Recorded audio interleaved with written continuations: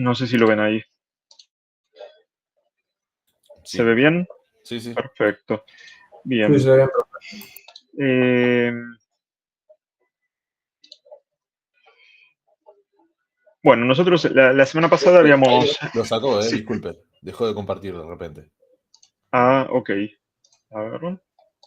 Creo que tocó habilitar edición y... Y me sacó. Sí. Sí. Perfecto, gracias. Ahí estamos. Bien.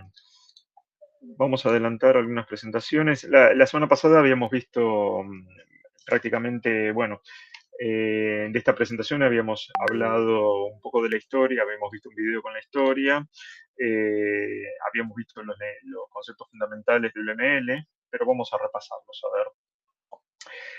Acá, como vemos, es un lenguaje. Estos son la información que ustedes ya tienen para descargar en información del curso, ¿no?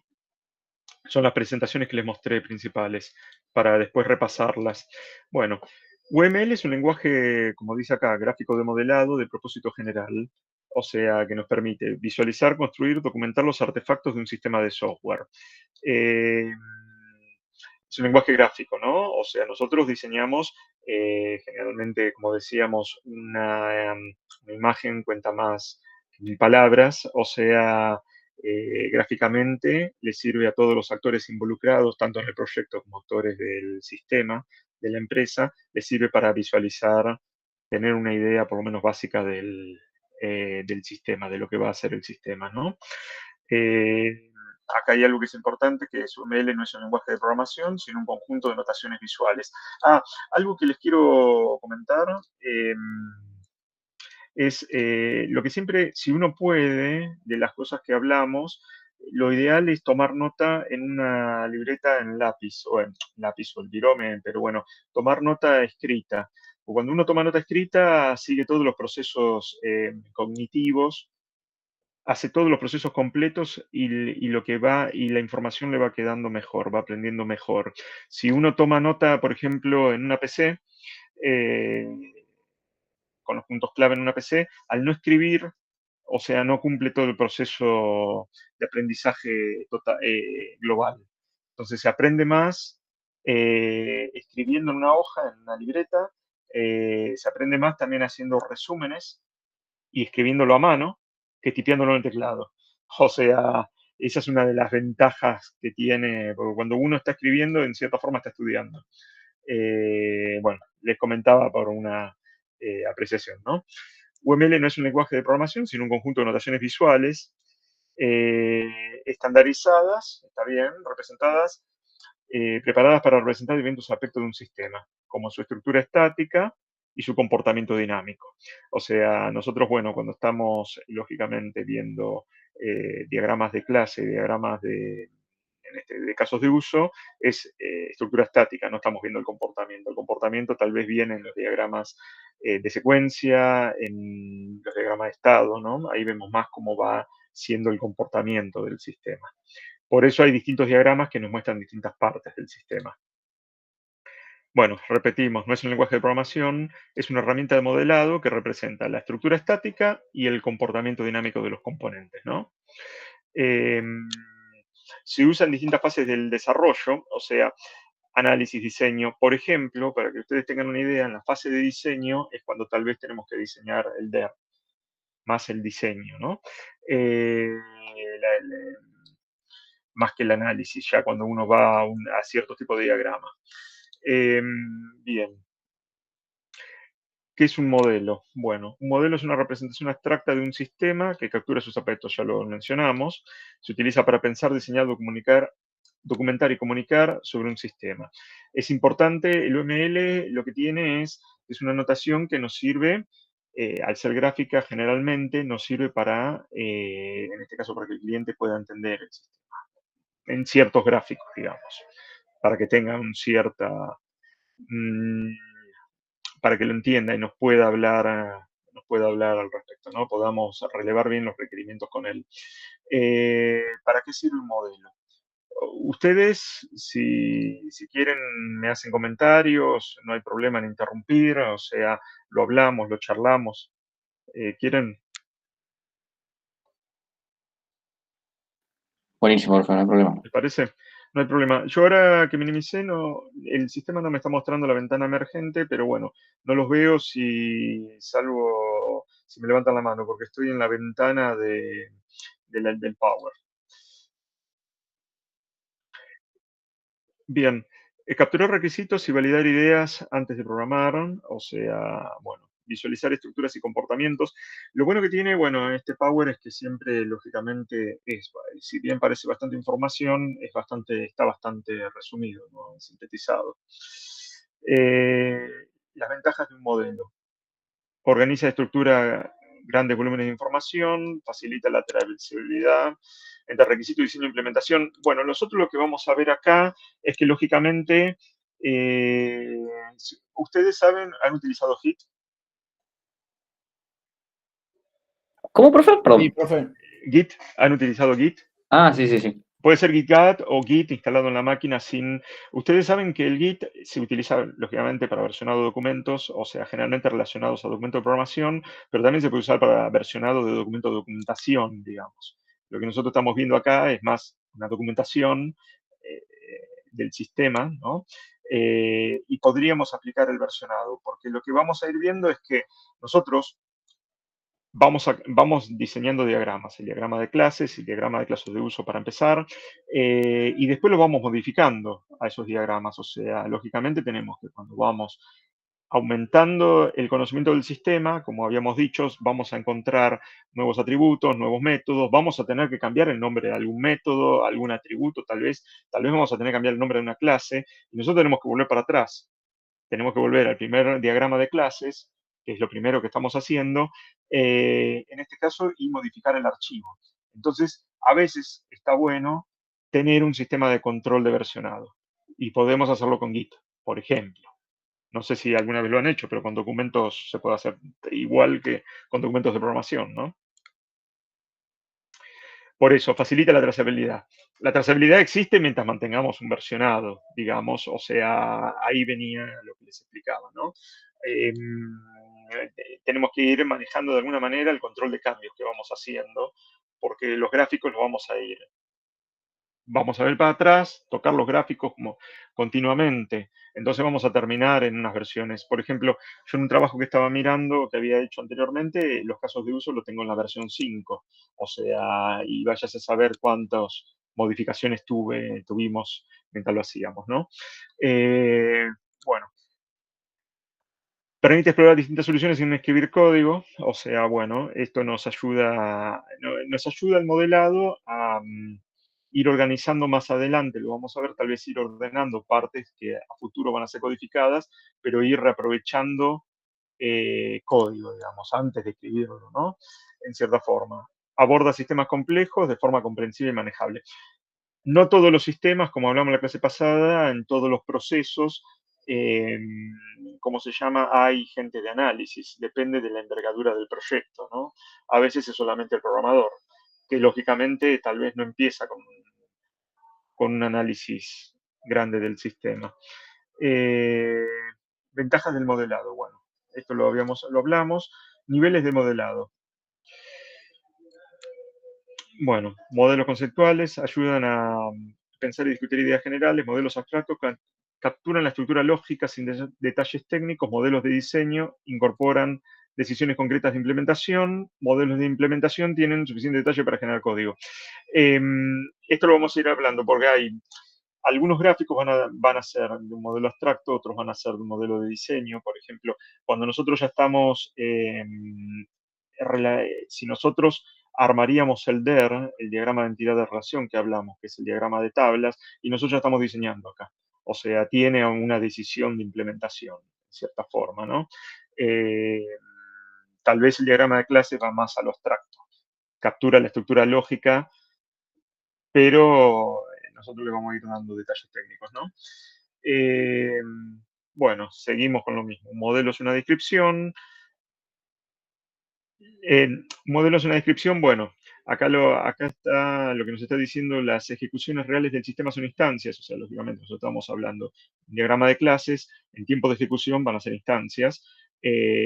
También hay vamos a ver si lo vamos a ver, nosotros podemos hacer, al igual que el diagrama de clases, podemos hacer el diagrama de objetos, que ya es un diagrama instanciado, y tal vez algunos de los atributos en ese momento, en esa fotografía que sacamos del sistema, para alguna tarea en especial, esos objetos ya tienen un valor, ¿no? O sea, o queremos mostrar cierto objeto con cierto valor, o sea, algún atributo ya tenga valores, ¿no?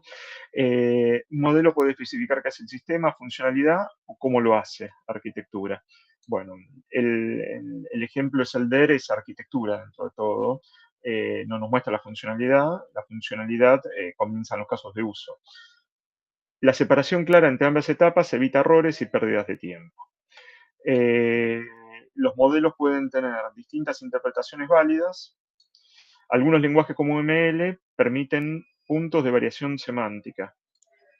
Esto permiten, bueno, lo que nosotros vamos a ver, o sea, tal vez muy por arriba, pero si uno se adentra, a veces hay diagramas que lógicamente en donde nosotros armamos interfaces. No sé si ustedes vieron lo que es una interfaz. Sí, profe. En programación también. Sí. Sí, en programación sí. ¿Qué programaban en ese momento? Java. Java. Ah, perfecto. C#. C#, ok, perfecto. O sea, sí, Microsoft y Java tienen interfaces, pero después, como vemos, y no fuerzan en cierta forma, pero se usa mucho, pero en JavaScript tal vez no se usa mucho. O sea,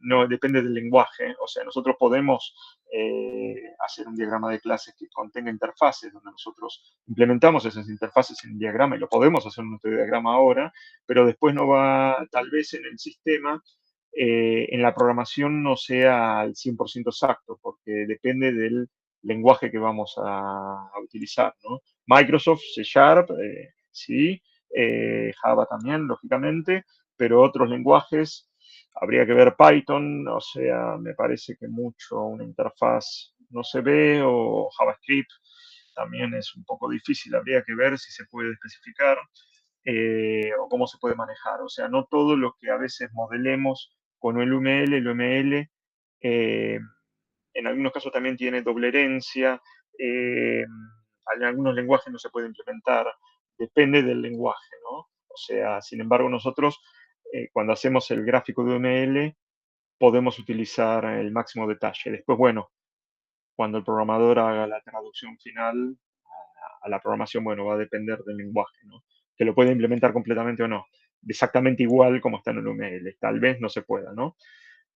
Entonces, por eso dice, algunos lenguajes como L permiten puntos de variación semántica. Esto permite soportar distintos estilos de ejecución y lenguaje de destino. O sea, depende de mi lenguaje, lo que yo pueda, yo lo que tenga representado en el UML, como dijimos, tal vez lo puedo aplicar completamente en el lenguaje y tal vez no. O sea, pero eso no quiere decir que yo no lo tenga que no mostrar en el UML, ¿no? Modelos como parte de un contexto mayor. Herramienta de lenguaje basado, bueno, eso lo sabemos, es un contexto mayor, o sea, incluye metadatos, autores, versiones, anotaciones, configuraciones. Bueno, ustedes vieron que todo lo que generalmente en UML, todo gráfico, todo, ¿cómo le puedo decir? El diagrama o el actor, todo es un artefacto. El actor es un artefacto, el elipse del caso de uso es un artefacto, la clase es un artefacto. Bueno, tiene artefactos, así se llama en la terminología, lo llama artefacto y también como artefacto el gráfico puede tener notas. O sea, notas que especifican, no estar lleno de notas, pero puede tener alguna nota en temas que haya que especificar, ¿no? Es otro artefacto. Incluye metadatos, por eso, versiones, anotaciones, configuraciones, su estructura modular permite colaboración, mantenimiento y reutilización. En conclusión, modelar es esencial para diseñar sistemas robustos y comprensibles. Lógicamente, modelar en UML está relacionado a hacer el análisis. Si yo comienzo el sistema haciendo un análisis, es un proyecto que requiere analistas, es un proyecto de mayor envergadura, o sea, mayor presupuesto. Como lo que habíamos hablado la clase pasada, mencionamos algo del proceso del proyecto y bueno, y lógicamente mayor gente, esto genera mayor tiempo, pero bueno, se diseñan sistemas robustos porque ya tenemos no es una elección del programador completa, sino que ya viene con un análisis, ¿no? Permite trabajar de manera más inteligente, organizada y colaborativa. Bueno, estamos repitiendo muchos conceptos. El dominio de modelado con ML es clave para el desarrollo de software profesional. Lógicamente, las grandes empresas hacen análisis siguen un proceso de desarrollo de software, como el proceso en cascada que ustedes me contaban en la clase pasada, el proceso iterativo incremental, que es más el proceso unificado, siguen un proceso y en ese proceso, en ese análisis, hacen la especificación con gráficos, ¿no? Utilizan ML. No sé si tienen alguna consulta, ustedes díganme.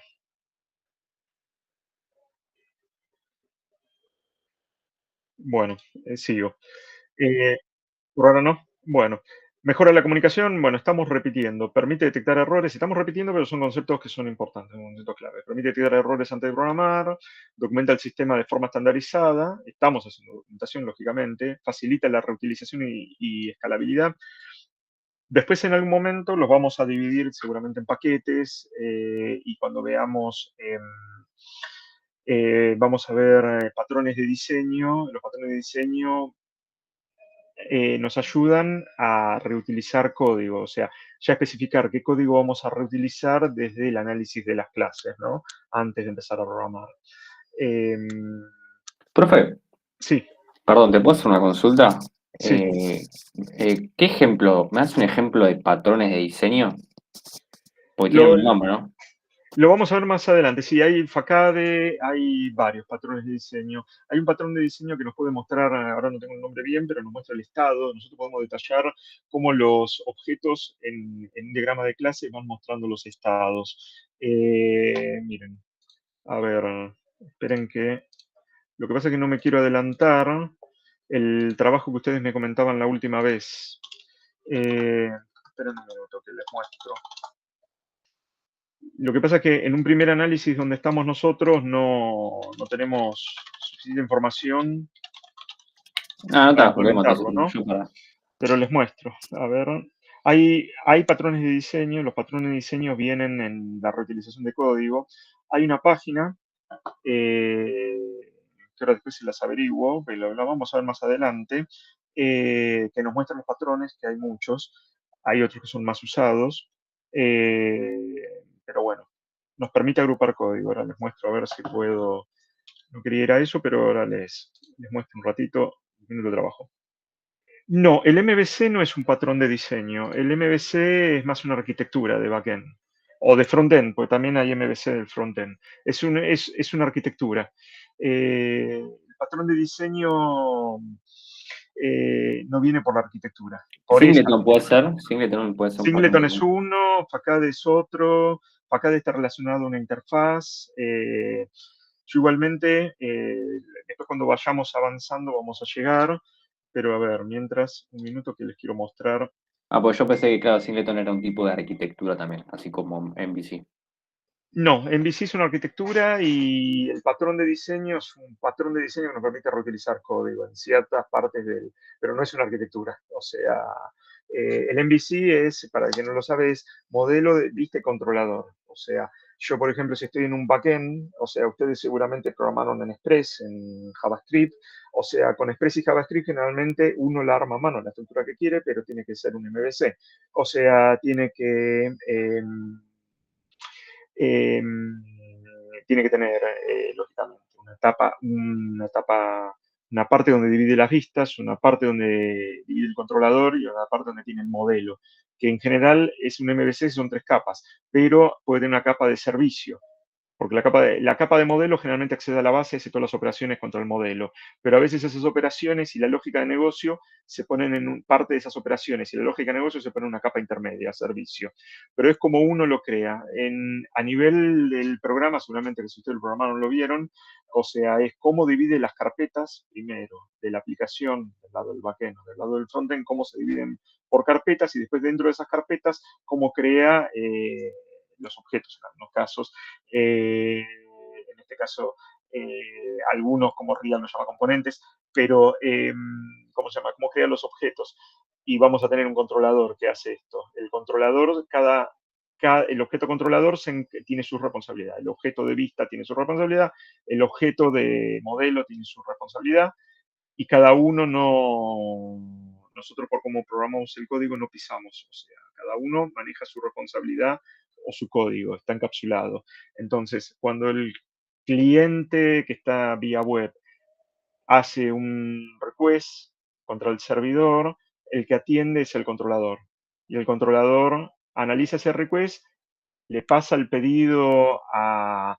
El controlador es el que toma los datos del modelo, o sea, a partir del pedido del cliente, toma los datos del modelo, que para eso llama la capa de modelo o llama la capa de servicio. Si fuera servicio, llama servicio y servicio llama modelo.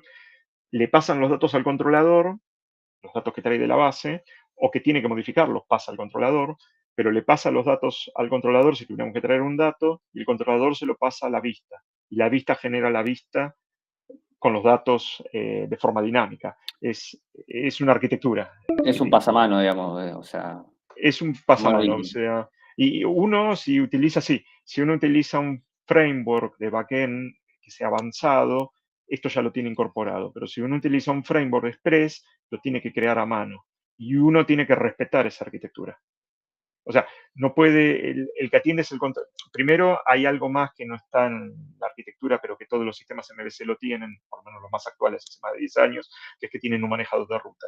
El cliente hace el request al servidor, cae en un endpoint, que es donde el manejador de ruta detecta la ruta. A partir de esa ruta, el enrutador le pasa ese pedido al controlador de esa ruta, a ese endpoint, es el controlador, y el controlador hace todo lo que les dije, ¿no? Pero es una arquitectura.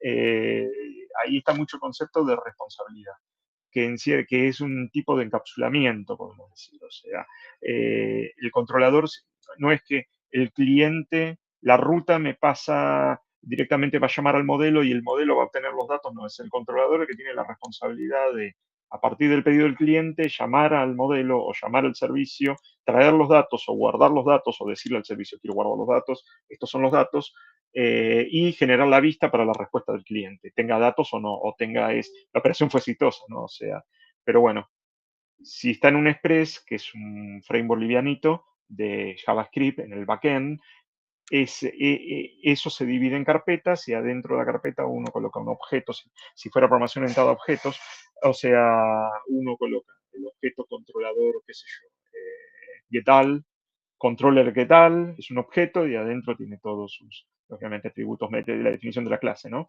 En este caso, pero bueno, la definición de los datos va en el modelo. El controlador es una clase que ejecuta esa lógica, ese pasamano que dijimos, ¿no? Es así.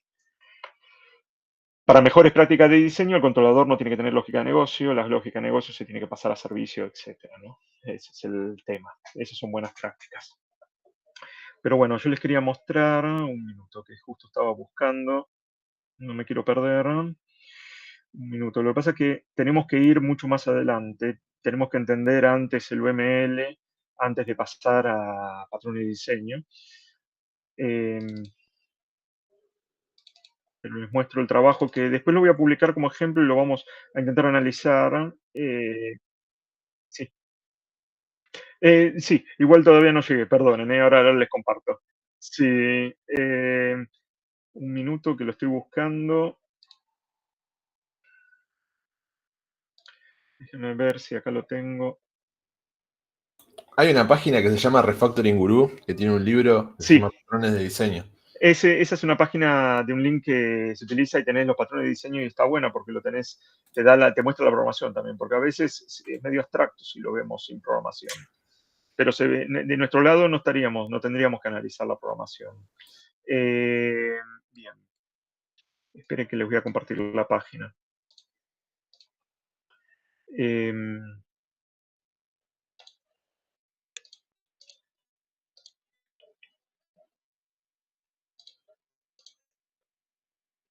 Esto que estoy compartiendo es el modelo de dominio, más que nada el diagrama de clases, porque ya está avanzado. El diagrama de clases, esperen que cambio de pantalla. Dígame si se ve bien, lo ampliamos, a ver si trae bien los datos. Está un poco nublado por lo que veo. Está un poco nublado la especificación. No se ven bien los parámetros, ¿no? Se ven nublados, no sé si lo No, ven bien es ustedes. ilegible. Es ilegible, sí. Déjenme ver. A ver.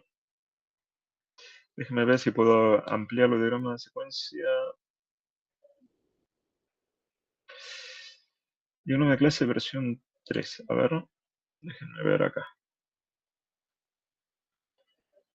Acá lo estoy viendo, porque a veces, bueno, acá está. En un PDF a veces depende de la exportación del sistema que uno utiliza para el UML, o sea, a veces la exportación en un gráfico es malo, como esto que estamos viendo acá. Pero yo lo exporto en la documentación, tal vez generamos un archivo Word donde colocamos la especificación, pero si se ve mal, siempre exportarlo a PDF y guardarlo en un archivo aparte es mejor. Ahora lo vemos en un archivo que tengo aparte.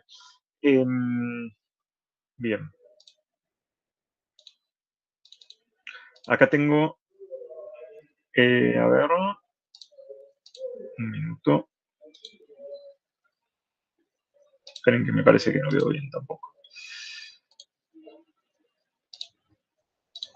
Ese se veía bien, profe. ¿Ese se veía bien? Sí, Sí, sí. bien. TP Sistemas.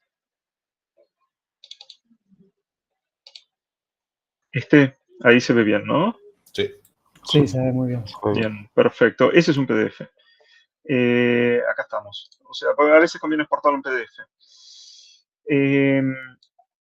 Este es un modelo de clases de un sistema de venta de, por eso, está bueno, va a venir bien para el ejemplo, es un sistema de venta online. Acá tenemos, por ejemplo, en este caso había una reserva del pedido, o sea, si empezamos a mirar, hay una lista de artículos, hay un pedido. Si nosotros vemos la lista de artículos, está compuesto por un artículo de 1 a 1. Acá tenemos que ver por qué era 1 a 1, o sea, este caso. Y de presupuesto y de reserva. Después lo vamos a analizar, pero bueno, hay algunas cosas que son patrones de diseño. Esto. La interfaz state, hay una interfaz que nos muestra los estados. Esto es un patrón de diseño, que se llama patrón state. O sea, nosotros vamos armando el diagrama de clases, vamos mejorándolo paso a paso, y una vez que ya llegamos al final, lo último es tal vez aplicarle patrones de diseño, ver dónde se pueden implementar. Y este es un patrón de diseño, el patrón state. Lo que estamos viendo acá es un diagrama de clase que nos está mostrando cómo va cambiando el estado. Pedido a preparar, estado 1, pedido preparado, estado 2, pedido despachado, estado 3. Generalmente nosotros en un diagrama de clases no vemos el estado, salvo alguna operación especial, ¿no? Lo vemos más en un diagrama de estado esto, no en un diagrama de clases, pero bueno, este patrón de diseño nos permite diseñarlo así. Otro patrón de diseño que tenemos acá es el builder, cuando se arma la factura.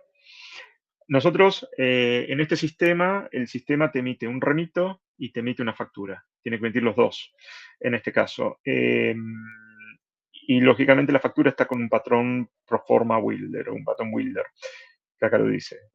Nota, patrón builder para construir objetos, factura, remito. En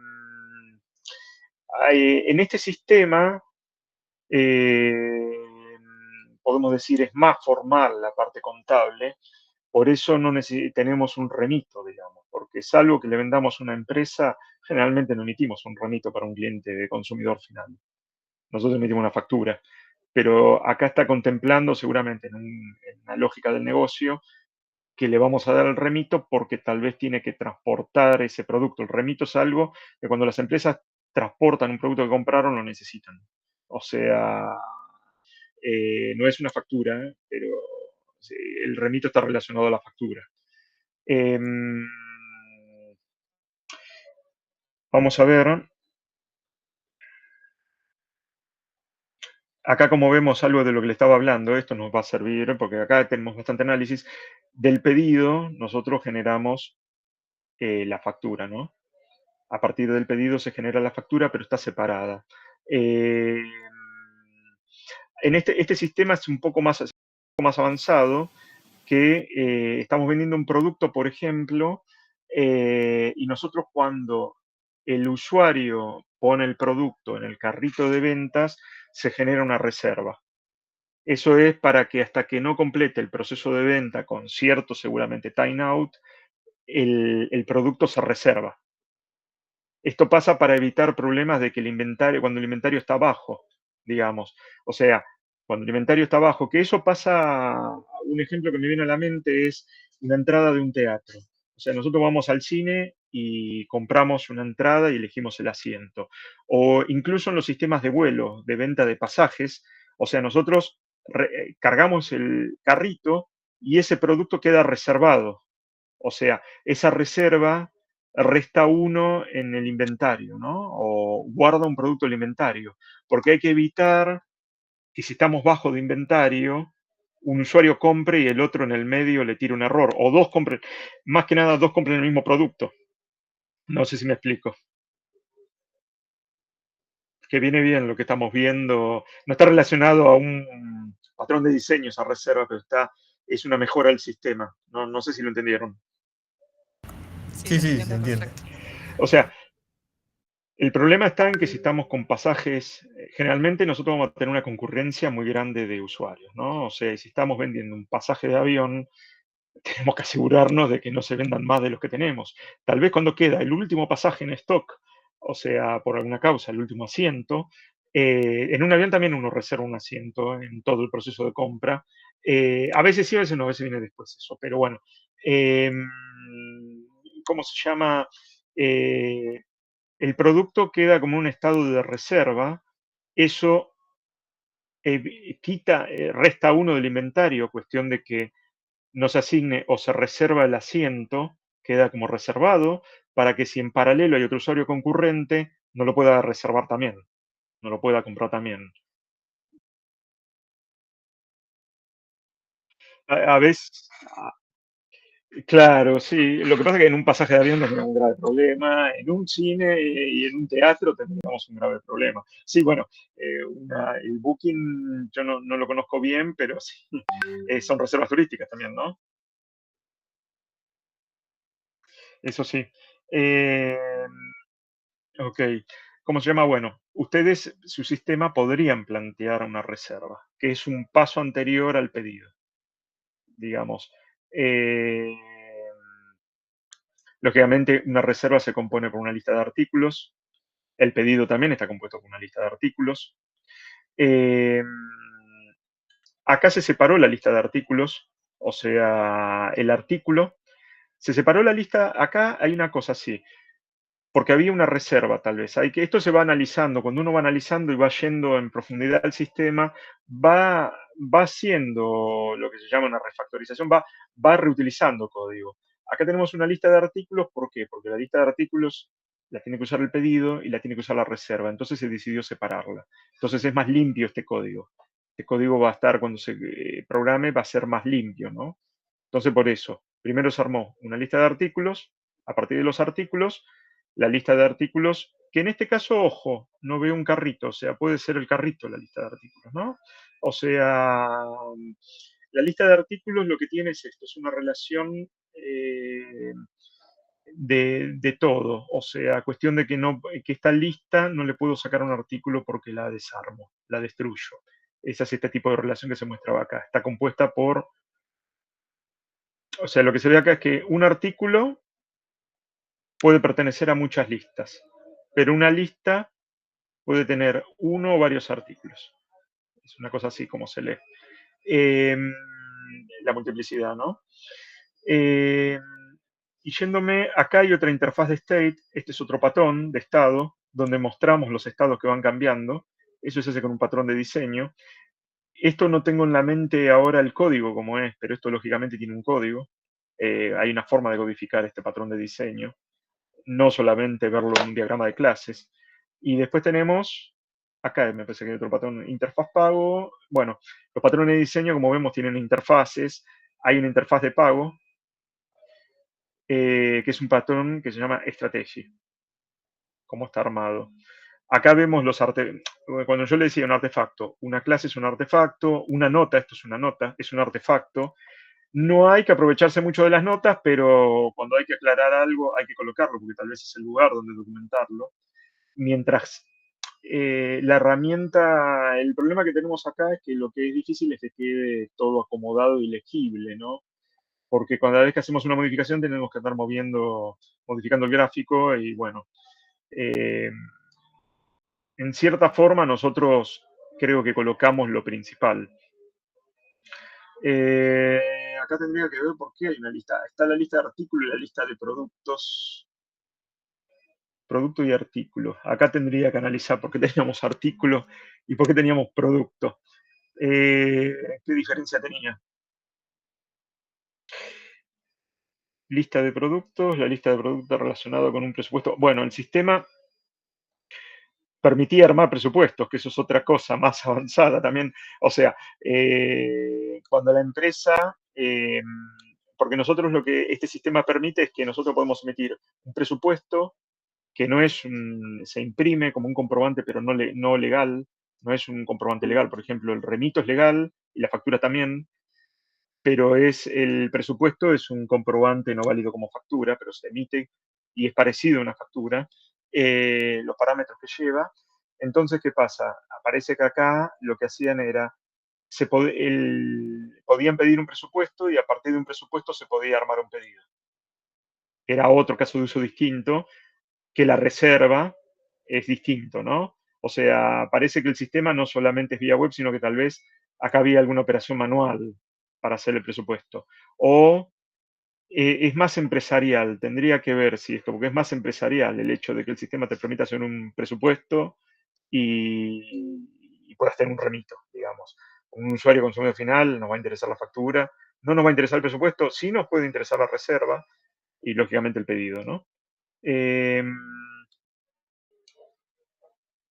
Bueno, acá tenemos lo mismo que hablamos, que verdaderamente nosotros tenemos un usuario, el cliente hereda de usuario, el empleado hereda de usuario. Acá nos interesó colocar el legajo, como les decía, pero eso va tal vez más allá del alcance. Eh, lo que tengo que recordar es por qué teníamos un artículo y un producto y qué diferencia hay entre los dos. Marca y de artículo, número de serie. Ah, ok, sí. Esto es para una trazabilidad del producto. O sea, nosotros tenemos un producto que es microondas, por ejemplo, porque era una empresa de venta en líneas. El producto es microondas, ¿no? Pero nosotros, el problema que tenemos acá es que nosotros cuando lo vamos a vender queremos registrar el número de serie del artículo que vendemos y asociarlo a la factura. Entonces, el artículo es un microondas, pero tiene más atributos. No sé por qué no está, tendría que analizar por qué no está pensado desde el punto de vista de que el artículo hereda de producto, en este caso, porque es una asociación que no es común, es un tipo de. Pero bueno, también tendríamos que analizar por qué acá no se heredó, ¿no? Porque por artículo no hereda de producto, pero bueno, sí. Sí, se los comparto, se los comparto. Después se los voy a compartir como para tener una idea, para empezar a tener algunas ideas. Bien, esto que estamos viendo no es un diagrama de clases inicial. Esto debe ser la versión 10 después de 4 meses de trabajo, o sea, o más. O sea, es el producto final lo que estamos viendo, ¿no? O sea, es muy difícil que de una nosotros salgamos con esto, o sea, en el sistema. Esto es a lo que aspiraríamos a llegar, digamos. O sea, al finalizar un análisis un poco más profundo, ¿no? O sea, para llegar a esto, nosotros hicimos otros gráficos y fuimos detectando todo, ¿no? Eh, Después nosotros, bueno, esto está muy relacionado a lo que estamos viendo, ¿sí? Está bueno. Eh, bueno, un producto tiene una categoría. Tendríamos que ver, este observador es otro tipo de- de patrón de diseño. Hay un patrón de diseño observer, que después lo tendríamos que ver. O sea, esto, se llegó un momento en que el diagrama de clases ya estaba avanzado, ya estaba terminado, y después de ese momento se le aplicó patrones de diseño. O sea, fue así, no es que diseñamos, lo terminamos el diagrama de clases y al final le aplicamos patrones de diseño, como un paso más. Pero nosotros estamos viendo el producto final. Tendría que ver si puedo conseguir el versionado, me parece que no lo tengo. O sea, pero esto sería el producto final bastante depurado.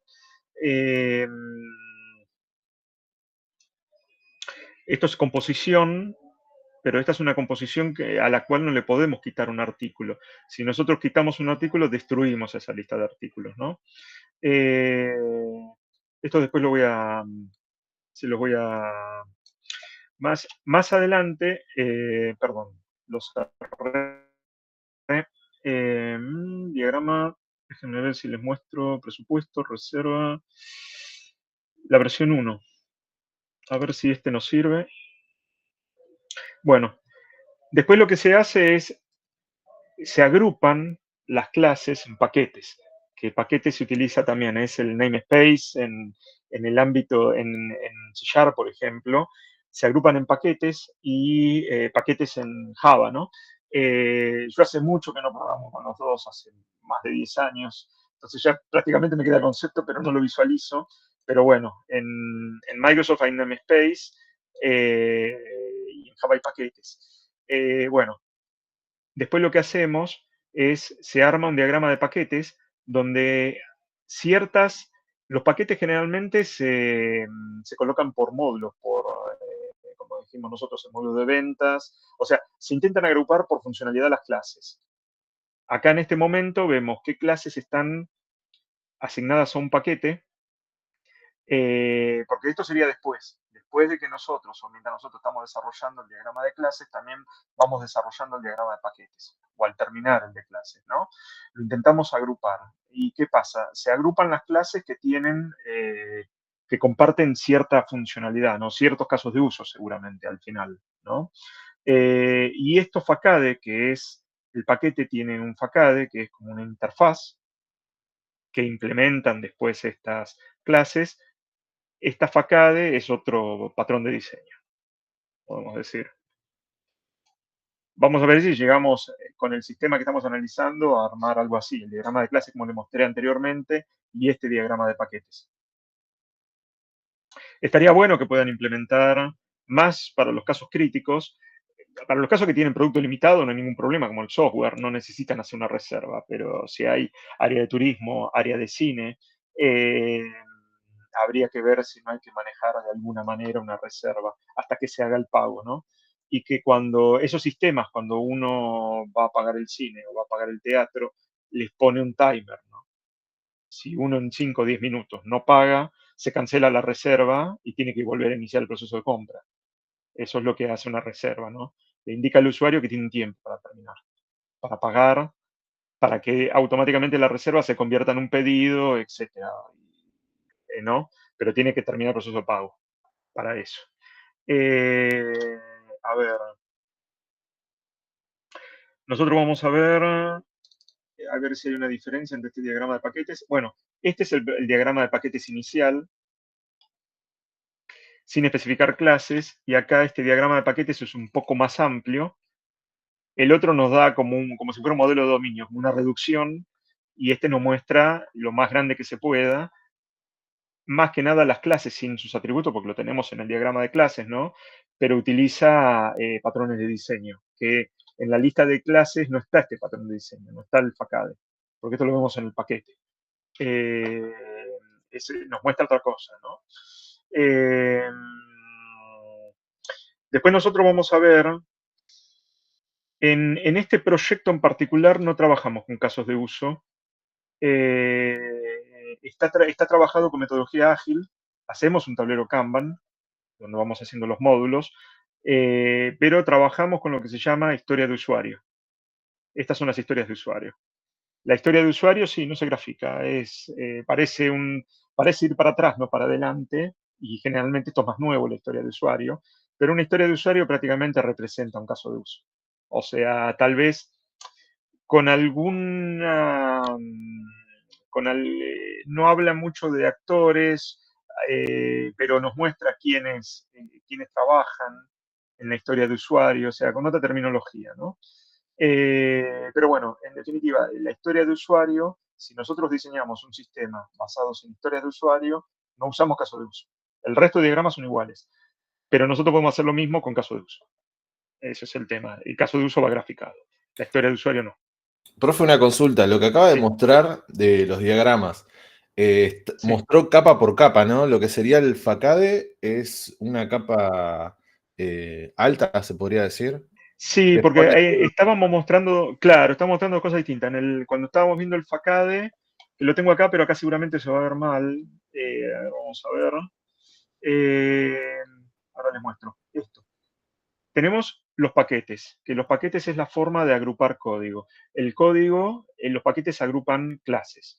Las clases se agrupan en general porque manejan alguna relación entre sí. O sea, y después hay otros conceptos que después vamos a leer, que es acoplamiento débil y acoplamiento. No tienen que tener un gran acoplamiento. Acoplamiento es cuánto una clase depende de la otra en datos. O sea, lógicamente yo voy a colocar las clases que más dependen entre sí en un paquete, cuestión de que el otro paquete no esté muy relacionado, o sea, porque tengo que intentar mantener los paquetes lo más encapsulados posible, aunque no se pueda, ¿no? Porque hay veces que un paquete necesita tomar datos del otro paquete, porque las clases están compartidas en el sistema, tienen relaciones, ¿no? Pero bueno, lo primero son los paquetes. Una vez que relacionamos los paquetes, podemos tener esto, que acá se ve mal, pero el que veíamos, que es que a los paquetes le podemos implementar una especie de interfaz que está relacionado a un patrón de diseño. Que eso no lo vemos cuando vemos el diagrama de clases. Ahí veíamos otros patrones de diseño. Es una cosa así. Eh, bueno, eh, después yo esto lo voy a subir. Bueno, vamos a ver, les muestro el trabajo. Tal vez no se ve, no sé si se ve bien, pero después cuando lo suba tenemos esto. Generalmente tengo los gráficos en PDF como anexos, ¿no? Por si se ven mal. Generalmente lo que vamos a hacer es detectar casos de uso, como vemos acá, acá están numerados, caso de uso 10, caso de uso 11, y nosotros, cuando vemos acá, vemos diagrama, vamos a hacer los diagramas de actividades, por ejemplo, como es parte de la funcionalidad del sistema. Acá vemos que pertenece al módulo de login, que seguramente va a ser el paquete de login, o sea, y tiene las historias de usuario, 1, 2, 3 y 4, porque en general están relacionadas. O sea, generalmente los diagramas de actividades o los diagramas de secuencia van a estar asociados a un caso de uso. O sea, nosotros de los casos de uso que identifiquemos vamos a expandir los más importantes, los más grandes que podemos analizar y le vamos a hacer otros gráficos. O sea, un caso de uso, acá habría que analizar por qué estamos analizando 3 historias de usuario, que sería lo mismo que analizar 3 casos de uso en 3 gráficos, cierta relación tiene. Acá estamos mostrando también, no, esto es actividad, no está mostrando estados. Acá tenemos diagrama de actividad para otros casos de uso o para otras historias de usuario. Acá, recuerden que historia de usuario es el equivalente a metodología ágil, pero una metodología ágil tiene también, se puede hacer con casos de uso. Si yo desarrollo el análisis con casos de uso, en todo mi proyecto utilizo casos de uso. Si yo defino al principio que quiero historias de usuario, en todo mi proyecto lo trato como historias de usuario, ¿no?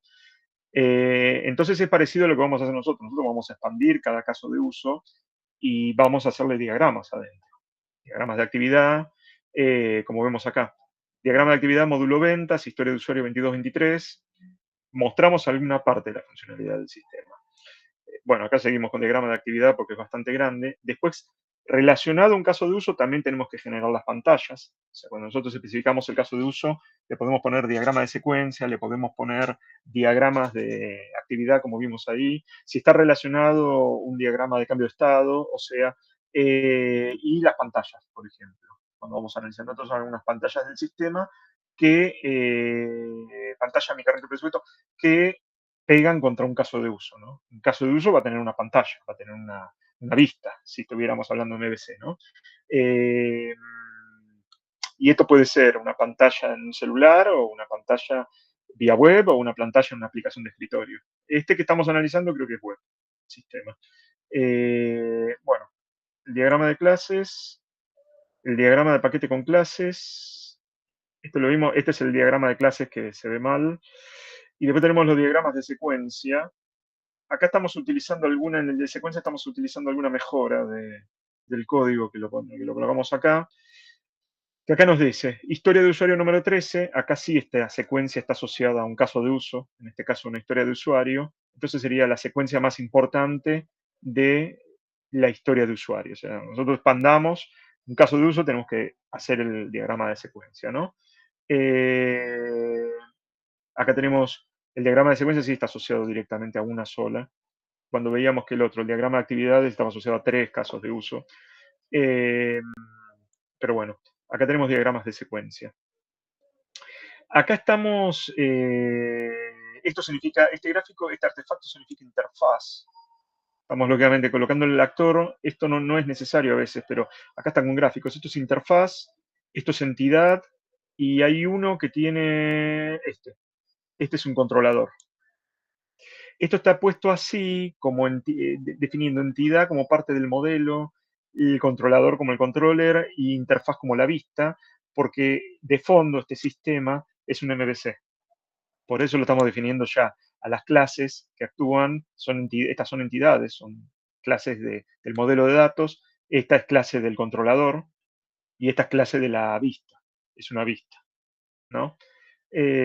Por eso está colocado así, que no necesariamente lo podemos hacer así. Después lo vamos a ver. Creo que acá seguimos con diagrama de secuencia. Diagrama de secuencia. Tenemos que tener el diagrama de estado. No lo vi dónde está el diagrama de estado. Pero como está colocado, como los estados están, hay un diagrama de estado. Podemos ver la transición de estados. Pero acá creo que no está porque estamos usando algo más nuevo que es el patrón que nos muestra los estados. Y lo colocamos en el diagrama de clases. Ese es el tema, ¿no? Pero bueno, yo después se los voy a compartir. O sea, y lo podemos tomar como ejemplo para nuestro sistema. Ese es el tema. Porque es un sistema de ventas también, online. Ese es el tema. Yo después le quería mostrar otro. Hay otro, esto es en análisis de metodología, análisis y diseño de sistemas de la licenciatura, pero después tengo otro trabajo que es del seminario, que era del tercer año, que les contaba la otra vez que ya no está más. Había otro título en tercer año. Nosotros podíamos, una vez que nos recibíamos de técnico universitario en programación, podíamos hacer un año más y recibirnos de técnico universitario en sistemas. Y ahí hacíamos otro trabajo. El otro está, lógicamente, planteado con el proceso unificado, no con una metodología ágil, el proceso de construcción del software, y utiliza UML con casos de uso y usamos otros diagramas. O sea, ese es el tema. No sé si me quieren hacer alguna pregunta. Yo esto lo voy a compartir en los materiales adicionales.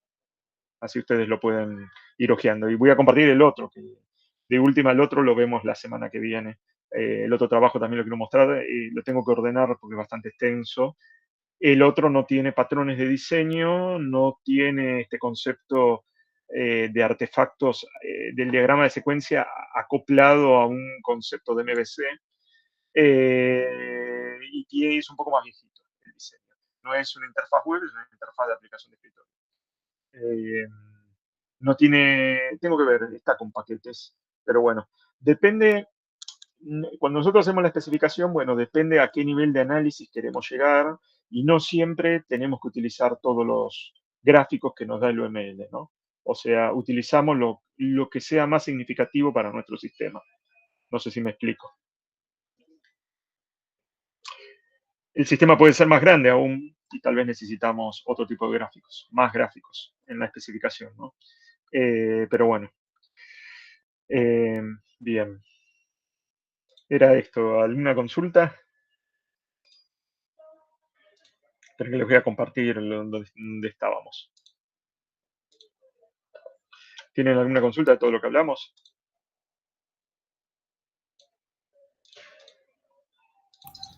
Por ahora no. ¿Trabajo? Perdona, no te escuché. Perdón. ¿Martina? Sí, perdón. ¿Que en el trabajo vamos a implementar todo o parte de lo que vimos ahora? Vamos a ver, ¿eh? Vamos a intentar implementar todo. Es más, nosotros vemos, si repasamos todo el contenido, vemos más gráficos todavía. O sea, vamos a intentar llegar a algo como ese gráfico. Pero bueno, primero, como lo que estamos haciendo, ahora definimos las clases, o sea, tenemos que pulir ese diagrama de clases, lo vamos a ir puliendo viendo los casos de uso, ¿no? Pero tenemos que pulir ese diagrama de clases hasta el punto de después aplicarle patrones, pero que cuando ya llegamos a casi la versión final, bastante pulido, bastante depurado, ¿no? O sea, ese es el tema.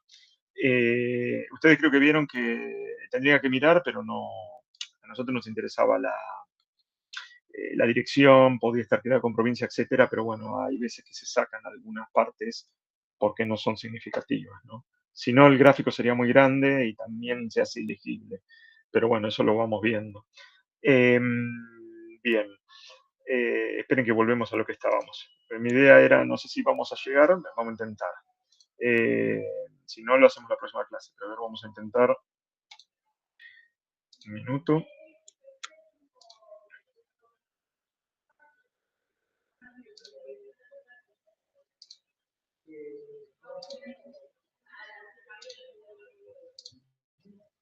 Acá.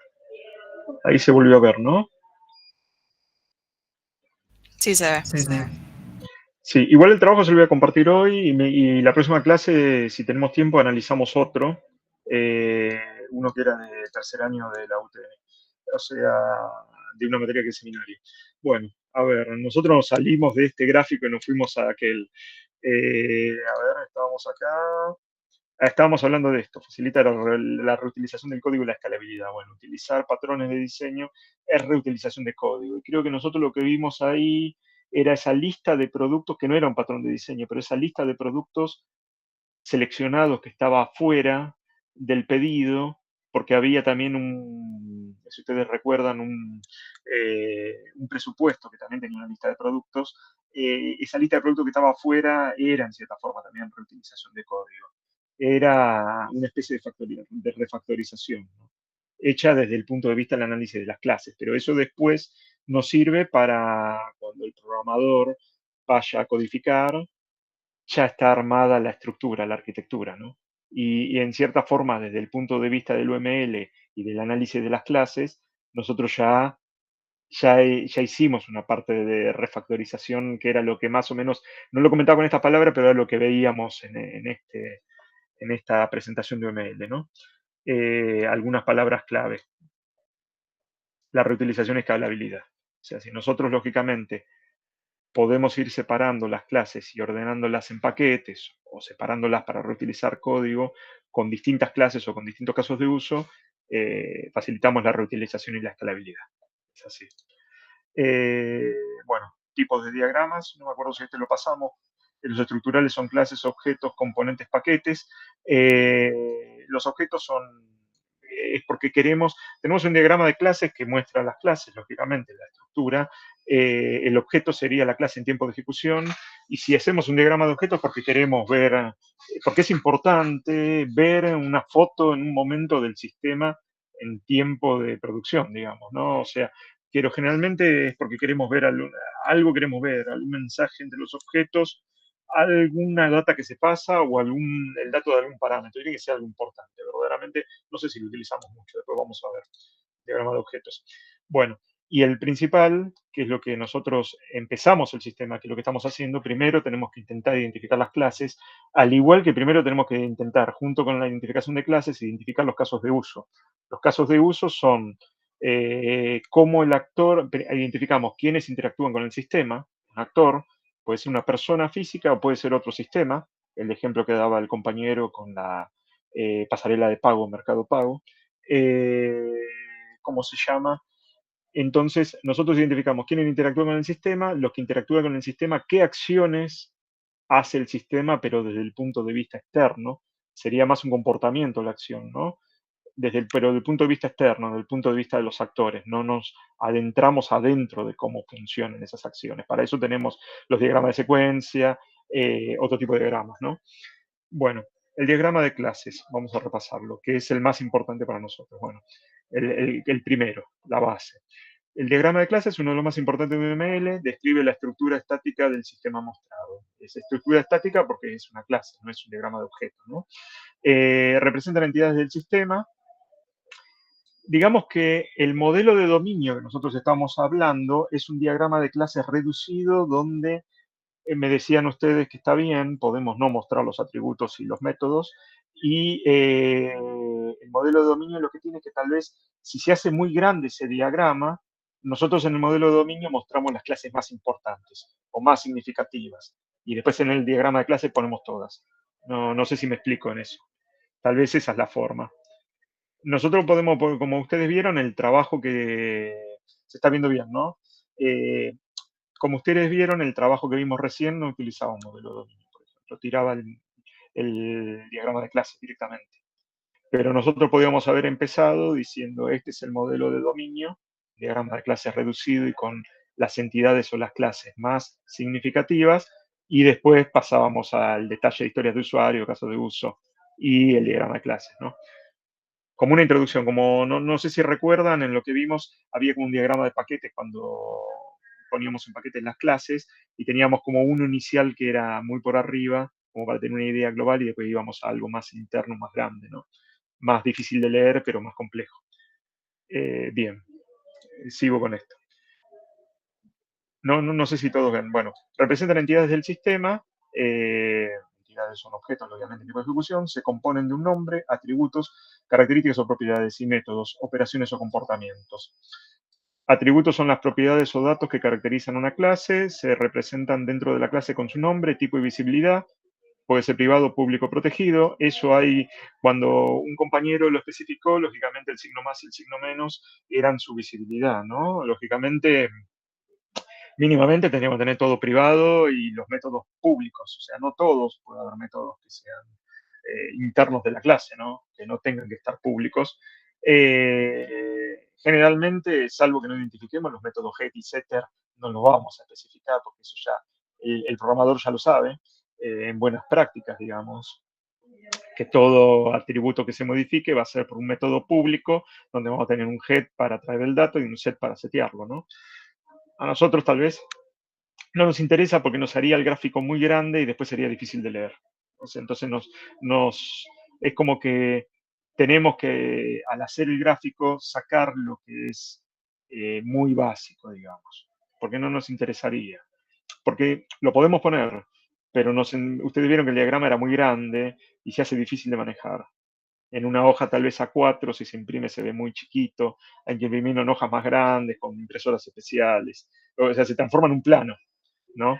En cierta forma tenemos que ahorrar espacio en el gráfico, pero bueno, igual tenemos que mostrar lo más importante. Bueno, acá tenemos el diagrama de clases, donde nosotros, bueno, vemos la clase, el nombre de la clase, el título, los atributos, se coloca qué tipo de dato tiene, si se puede identificar, si no se identifica tal vez por el análisis del sistema en ese momento, no se coloca, o sea, no es obligatorio, pero si cuando más detallado esté, mejor.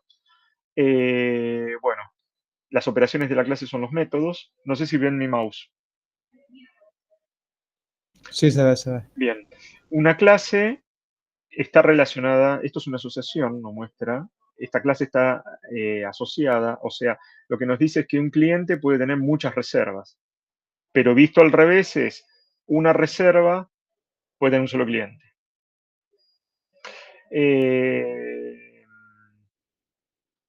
Bueno, los nombres de rol del extremo de la asociación, esto sería un cliente es propietario de una reserva y una reserva es adquirida por un cliente. O sea, esa es la asociación, o sea, cómo la llamamos nosotros. Generalmente, si no me equivoco, va entre llaves, o sea, después lo vemos. Bien, y después tenemos la reserva. La reserva acá con esta asociación de generalización que se representa así, indica que la reserva individual, ¿cómo se llama? Hereda de reserva. El abono para ciclo hereda de reserva. Acá hay una, heredan.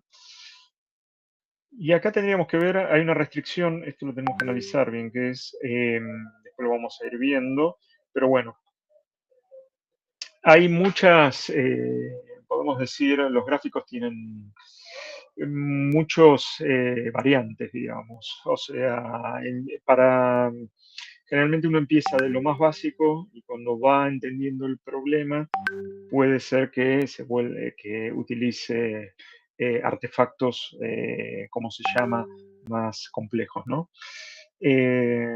Bueno, acá nos está diciendo, por ejemplo, que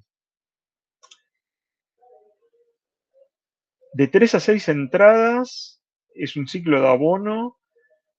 Acá, porque acá está poniendo un número mínimo, de 3 a 6, nos dice. Entradas es un abono puede, o sea, de 0 a un abono, habría que ver por qué 0 un abono, o sea, más que nada acá sería un abono puede tener de 3 a 6 entradas, leído así como está, ¿no? En esa relación, esa relación de multiplicidad. Esa relación de multiplicidad es lo mismo que lo que vemos en un DER, que hablábamos que era el diagrama de entidad-relación.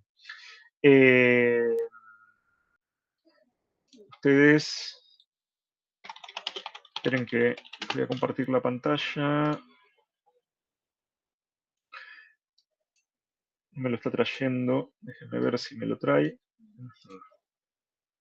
A ver si le puedo compartir un gráfico. Sí, en cierta forma, a veces lo llamamos mal. Yo también, o sea, acá lo estoy viendo. En bases de datos hay una... Esperen que les presento otra ventana. No sé si están... Ahí yo pedí ejemplos de DER. Y en realidad el diagrama que se llama DER es este. No sé si ustedes lo ubican. Sí. Este sería el DER, que mal lo llamamos todo DER, mal llamado, al Sí. diagrama de la estructura de la base, la estructura final, que es este, digamos. Este ya sería el diagrama de estructura de base de arquitectura, o sea, que no es el DER es el anterior. En base de datos, primero, lógicamente, para ver las relaciones, empezamos viendo el DER y después armamos bien la estructura de la base. Pero bueno, cuando nosotros en metodología de sistemas, generalmente que se utiliza bien la palabra, a veces se habla de DER y estamos hablando de este gráfico. O sea, porque el DER real es este, modelo de entidad de relación, es este gráfico, no el que nos muestra la estructura final, la arquitectura de la base. Bueno, acá, no sé si se ve clarito con mi mouse, pero acá tienen la multiplicidad, ¿no? Esto sería, no, hay muchas terminologías, este es muchos. De uno a muchos, y acá no me acuerdo cómo leerlo. O sea, de uno hay una terminología en palitos, está la terminología con numeración, como estamos viendo la multiplicidad en el diagrama de clases, ¿no? Tendría que ver qué significa 2. Generalmente, parece que era de 1, ahí tendríamos que ver qué es esto. No sé si ustedes lo recuerdan.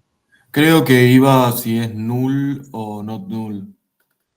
No, ¿Cuál bien, es? porque ¿Cuál es? en los dos palitos. A muchos, ¿no era? No, Uno muchos mucho. me parece que es este, si no me Sí. equivoco. De uno a El de muchos muchos, es ese, el de los 3 palitos. el de los 3 palitos, sí. Este no me acuerdo, que tiene uno solo, que tiene 2, o sea, pues no sería de 1. Creo Sí, que, creo profe, que es significa not uno y null. solo uno. Puede ser, puede ser. Sí, no recuerdo, porque tenemos dos terminologías, lo hacemos con palitos o lo hacemos con numeración, ¿no? Pues si tiene De uno a circulito, muchos, puede ser nulo. bien. No tienen circulito en este caso, está bien lo que decís también, sí. Sí, de 0 a muchos, tenés razón. Y también, ok. Bien, pero bueno, mal llamado, cuando nosotros hablamos de DER, se llama mal. Estamos llamando a este diagrama. Que también acá está el circulito, como vos decís. De 0 a ok. Bien, de 0 a 1. Bien, buenísimo. Esperen que volvemos a presentar la ventana de la presentación. Bien, en definitiva, bueno, yo le quería mostrar con esto, recordando el DER, que la multiplicidad es un equivalente, ¿no? Pero acá no se utilizan palitos, acá se utiliza de 1 a muchos, de 3 a 6, como estamos viendo acá, o sea, depende de cada caso en particular, ¿no? De 0 a 1, o sea, se establecen así con números, ¿no? Bueno, acá nos dice, multiplicidades. Representación fecha hora, 0 mucho. Una obra puede tener una o muchas representaciones. Claro, la representación como está colocado acá en la clase sería horarios, o sea, que se hace a múltiples horarios, por eso dice fecha hora. Se hacen varias obras en el día. Sería así, me imagino, o en varias fechas. Una entrada, esto sería, una entrada pertenece a un asiento. Habría que ver qué terminología utilizo acá, porque yo tenía una clase separada y la relacionaría con representación, pero bueno, una entrada pertenece a un asiento, pero no sé por qué me pone 0 entradas. O sea, un asiento puede tener, bueno, esto sería visto al revés. Un asiento puede tener 0 entradas, o sea que nadie lo reservó, o una persona, ¿no? Hay que leerlo de los dos lados para intentar ver cómo queda la multiplicidad. Bien, vamos a verlo en las partes. Bueno, las clases tienen relaciones, nosotros lo dijimos. Esta es una relación de asociación, la generalización es una asociación de herencia. Y vamos a ver. Esta asociación es una relación simple entre clases. Agregación es una clase que está compuesta por otras en donde hay una relación de parte todo débil. Parte todo débil es si yo vamos a ver el ejemplo. La agregación puede ser una lista de un carrito de compra. O sea, hay una relación de parte débil, pero si yo elimino un carrito de compra, no se destruye ese objeto. O sea, pero en la composición es el rombo que está pintado de negro, es como un auto. Un auto no puede perder una puerta. Puede, pero no debería. O una persona, un ser humano con un órgano no puede perder un órgano porque se destruye el objeto. Eso es la composición, que depende completamente de las partes, ¿no? Bueno, tenemos la herencia, reutilización de estructura y comportamiento, y las interfaces. Que las interfaces nosotros podemos definirlas como la programación, definen un contrato. O sea, en la interfaz yo puedo decir qué métodos, ¿cómo se llama? Qué métodos tenemos, no especificarlos y después, lógicamente, tenemos que implementar esa interfaz, lógicamente, darle la funcionalidad que necesita, ¿no? Las interfaces pueden ir en diagramas de clase, o sea, pueden estar. Y una clase va a implementar esa interfaz, va a tener una relación de implements. Bueno, después tenemos, igualmente creo que acá lo está mencionando como muy por arriba, porque creo que viene otra presentación que nos metemos un poco más adentro. Diagrama de clase de uso. Diagrama de clase de uso permite representar, esperen que muevo la ventana, permite representar las funcionalidades que ofrece un sistema desde el punto de vista del usuario. Es lo que ofrece el sistema hacia afuera, hacia el usuario o hacia otro sistema, ¿no? Está centrado en la interacción entre actores y casos de uso. Los actores representan roles externos al sistema que interactúan con él, como hablamos, pueden ser personas, sistemas o entidades. No representan individuos, sino roles funcionales. Eso hay que tener en cuenta. Muy bien como hicieron ustedes. Detectaron los roles. ¿Alguna consulta?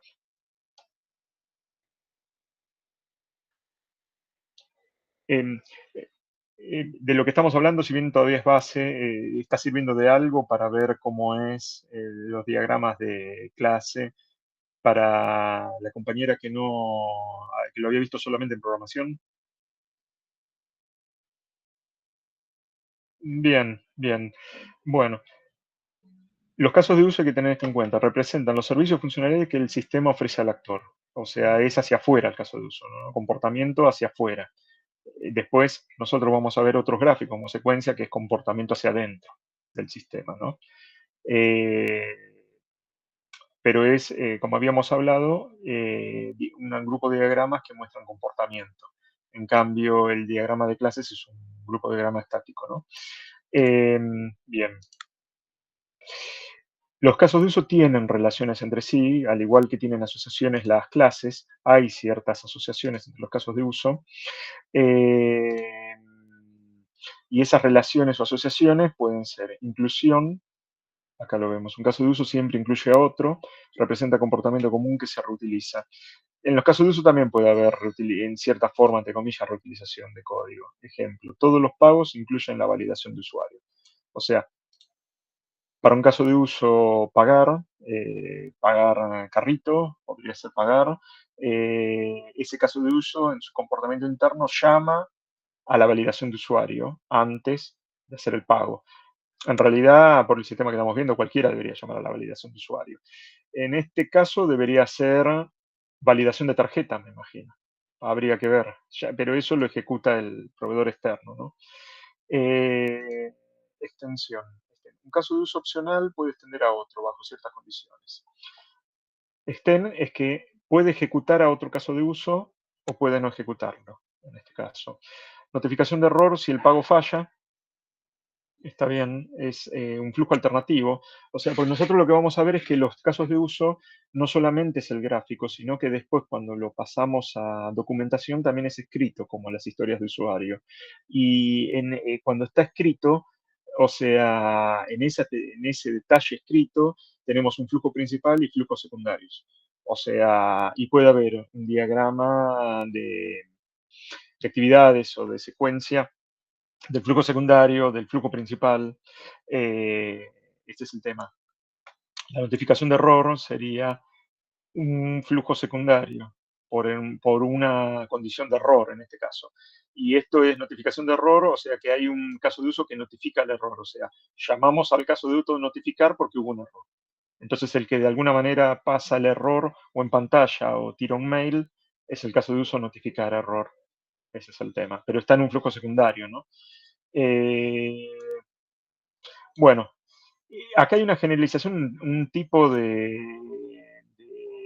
que un actor puede heredar roles de otro, o sea, un actor puede ser una especialización de otro, permite modelar jerarquías, por ejemplo. Al igual que en las clases, nosotros tenemos la clase usuario, pero acá en los actores, un usuario puede tener su clase cliente administrador. O sea, nosotros podríamos, al igual que hicimos en las clases, generar la clase usuario, generar el actor usuario y decir que de él hereda el cliente y el administrador, si queremos hacer un caso de uso más detallado, ¿no? Pero estas son las únicas relaciones que hay en casos de uso. El diagrama de clases es un poco más complejo. Bien, y acá vemos el caso de uso. Generalmente en un recuadro, esto es el entorno, el ámbito del sistema. El recuadro, el cuadrado del rectángulo representa el sistema. Se coloca el nombre del sistema acá arriba. Y bueno, los actores. Generalmente hay una terminología, pero acá no sé si está usada. Los actores principales se colocan de la izquierda, los actores secundarios se colocan a la derecha, pero bueno, acá no lo están implementando, tendríamos que ver. Pero bueno, son nomenclaturas también que se utilizan. Bueno, comprar entradas incluye, esta es una relación de inclusión, la flechita a punto con el tag, con el label include. O sea, comprar entradas, para que yo pueda ejecutar el caso de uso comprar entradas, sí o sí tengo que llamar, el sistema internamente llama al caso de uso cobrar. Y el sistema de uso cobrar, para cobrar, se comunica con el sistema de tarjeta de crédito. Tanto si compra el actor entradas como en este caso si compra una suscripción, comprar suscripción sería otro caso de uso, incluye también a cobrar. Y este caso de uso cobrar no está especificado, pero tendría que tener una flecha cerrada, una línea, creo que es una línea continua, no me quiero equivocar, y una flecha cerrada sería un caso de lo que vimos acá, de extend. O sea, este caso de uso podría extender a un caso de uso que notifica en caso de error de pago por algún medio, ¿no? Que acá no lo está haciendo. En el ejemplo anterior, esto tendría que estar graficado, que ejecuta a otro caso de uso que puede ser opcional y ejecuta la notificación, ¿no? Bueno, tenemos otro actor, el supervisor examina ventas, bueno, un reporte más que nada, una auditoría, otro caso de uso. No sé si tienen preguntas hasta acá. No, profe. Tranqui.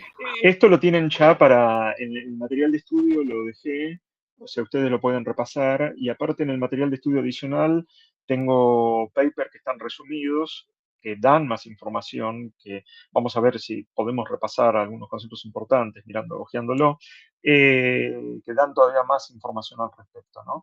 En última instancia, el libro, que se los dejé, si ustedes quieren, los dos libros, los dos de UML, en este caso el de referencia y el otro, ambos libros especifican ya para ir en algo más, para leerlo más complejo, ¿no? Si queremos profundizar más acá, tenemos que referirnos a los libros, ¿no?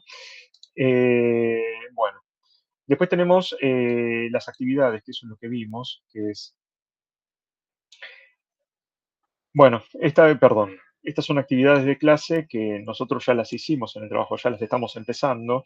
Los otros profesores de metodología hacen TPs chiquititos por cada clase y en este caso es una actividad para la clase. En un sistema de tienda tenemos que identificar el producto cliente-factura y sus diagramas asociados. En el diagrama de clase de uso, en un sistema de reservas. Tenemos que identificar actores y funcionalidades. Que eso nosotros lo estamos haciendo directamente sobre el trabajo integrador.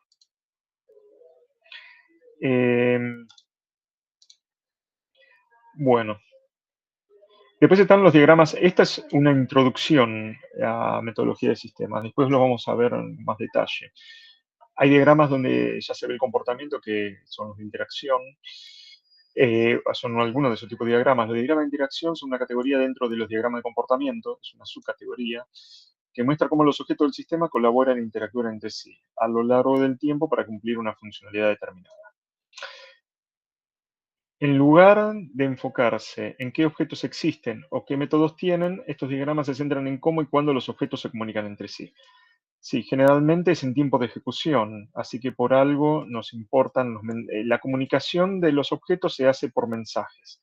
Y cuando yo armo el diagrama, que es una especie de diagrama de clases, diagrama de objetos, en este caso puede ser que los atributos tengan un valor.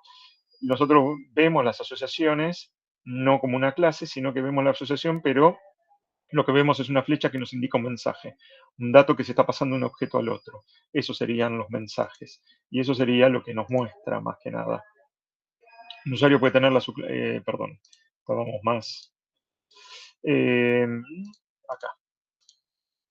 Se centran cómo y cuándo los objetos se comunican entre sí. O sea, nosotros detallamos con una línea, los unimos a los objetos, al igual que las clases, y generalmente con una flecha identificamos cuáles son los mensajes, o sea, qué datos se están pasando uno al otro.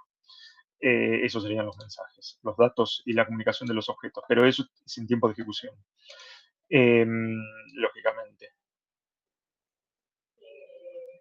Bien, esperen que...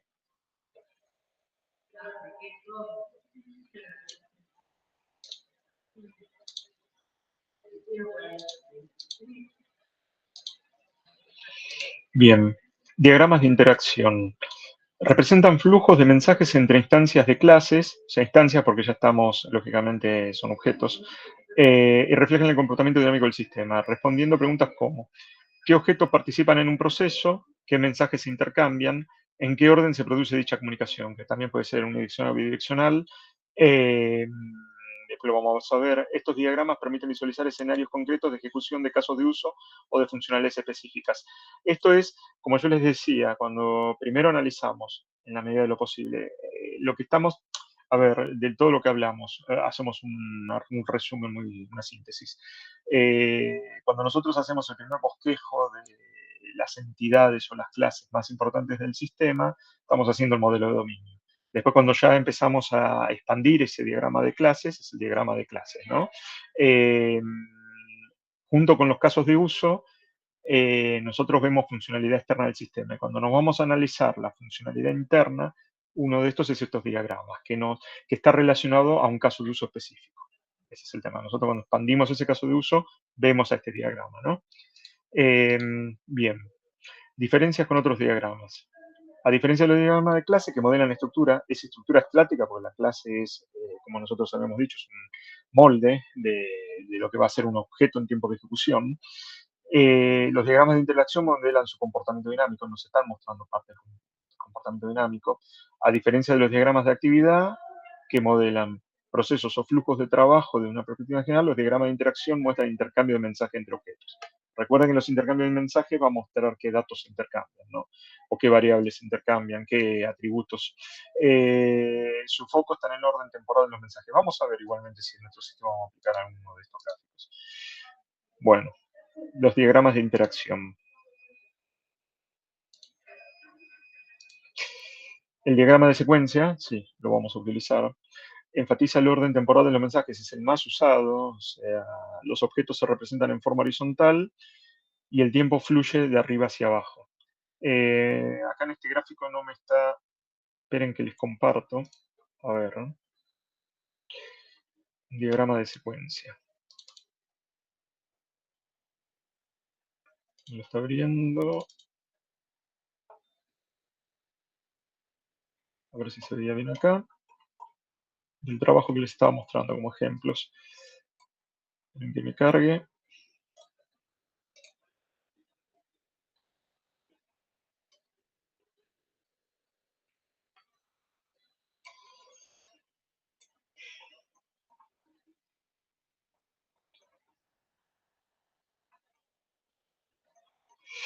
¿Recuerdan el gráfico que yo les había mostrado, el que tenía artefactos que nos aludían al MVC, que habíamos hablado? Ahí les comparto.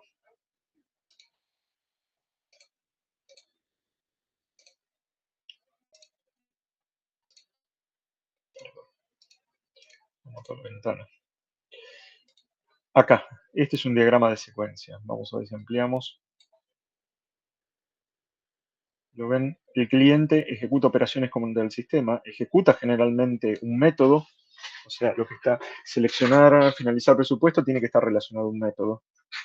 De alguna manera el cliente ejecuta un método, lo ejecuta en la interfaz del sistema, en la vista, no sé si lo ven. Este es el tiempo de vida, o sea, lo que nos marca, después vamos a ver igualmente estos gráficos, tendría como que a la presentación le falta un gráfico, y está bueno porque lo tenemos acá. O sea, esto que marca acá es el tiempo de vida de todo el proceso. Al finalizar el proceso, tenemos un mensaje que nos dice presupuesto creado. En este caso, no nos emite datos, porque si no deberíamos decir qué datos o qué estado.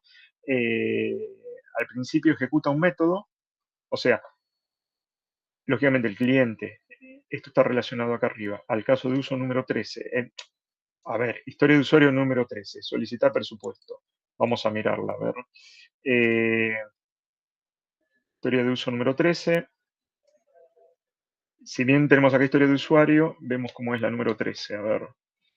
13. Solicitar presupuesto. Esto se define distinto que un caso de uso, pero en definitiva es lo mismo. Como cliente, que acá nos está incluyendo 5 minutos, ok. Como cliente nos está diciendo acá en el texto quién es el actor. Quiero poder generar, está mal escrito. Sí, bueno, quiero poder generar un presupuesto a partir de la selección de producto de mi carrito. El sistema valida productos acorde a la historia de usuario 12. Habría que ver acorde acá. O sea, acá hay una ejecución de otro caso de uso. Luego informa validaciones. Si las validaciones son correctas, se genera un presupuesto. Si el stock no es suficiente, el presupuesto debe mostrar la cantidad de producto en rojo. O sea, ese es lo que devuelve el mensaje, ¿no? Entonces, esto es lo que hace esta historia de usuario. Si esto estaría representado en historia de uso, en casos de uso, acá tendríamos un include, si no me equivoco. ¿Qué opinan ustedes? ¿Cómo es la pregunta, profe? Acá, claro, nos dice, acá no estamos en caso de uso, estamos en historia de usuario, pero que es un similar, digamos. O sea, el sistema valida productos acorde a la historia de usuario 12. O sea, esto salta a ejecutar la historia de usuario 12. Entonces, nosotros de lo que habíamos visto, que después lo vamos a repasar, era que había una relación de include entre los casos de uso. El include lo usa sí o sí. Entonces, acá hay una relación de include. Si estos fueran casos de uso, estarían graficados, no explicados así escritos, ¿no? Pero bueno, en definitiva, el solicitar presupuesto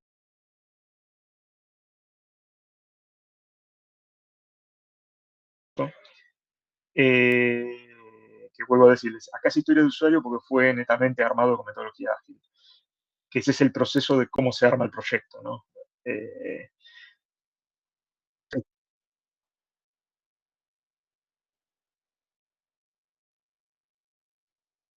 Sí, de UI es interfaz de usuario, sea así. Y utilizamos artefactos en este caso porque no necesariamente tenemos que especificarlo con este. Vieron ustedes que todo se llama artefacto, generalmente en metodología de sistemas. Este icono es un artefacto, este icono es otro artefacto. Este icono representa una interfaz de usuario, este icono representa un controlador y este icono representa una clase que generalmente es parte del modelo. Está porque está el diagrama de secuencia adaptado a un modelo MVC, que nada más lo muestra acá porque es lo único que puede mostrarnos. Le estamos dando un icono específico a cada objeto para decir que son distintos tipos de objetos. Pero esos distintos tipos de objetos están relacionados a la arquitectura de mi backend, de mi sistema, ¿no? Es así.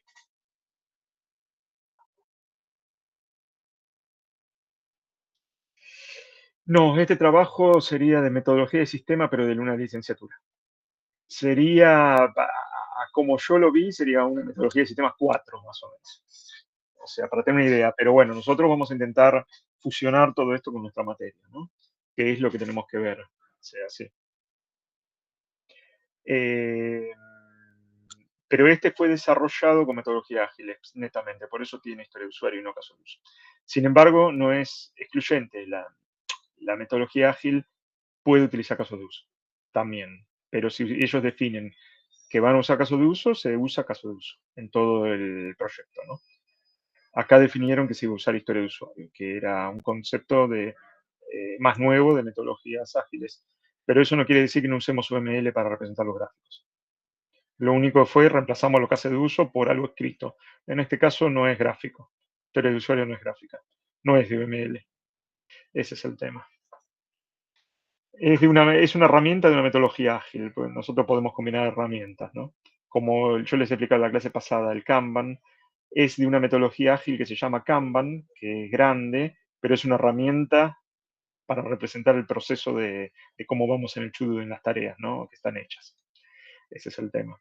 Perdonen que me están diciendo 5 minutos y me cierran la oficina. Vamos a seguir repasando la clase que viene. O sea, el segundo artículo lo vamos a ver al principio. El segundo Power, que viene a continuación, ese se adentra, vuelve a repasar las clases y los casos de uso. Pero bueno, la idea sería, yo lo tengo que dejar hoy a las 10, pero, ¿cómo se llama? La idea sería que ustedes puedan hojear lo que vimos, si quieren hojear el resto de documentación. Yo después les voy a subir el trabajo, tal vez, no sé si hoy o mañana, tal vez, y les voy a subir otro trabajo también, o sea que lo tengo que depurar porque tiene muchos versionados. Les voy a subir otro trabajo que es un poquito más antiguo y no tiene patrones de diseño, pero tiene muchos diagramas, porque es más grande el proyecto, o sea, es más amplio.